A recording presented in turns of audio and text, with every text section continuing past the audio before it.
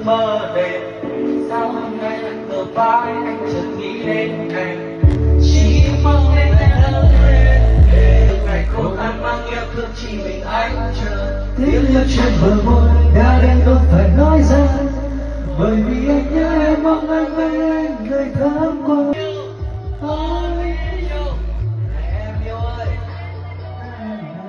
Thật lòng thì Mọi một ngày chưa thấy em đi từ nơi này mơ lại em từ đây, vì anh không thể biết nói tình yêu đậm sâu, hiểu rằng em sẽ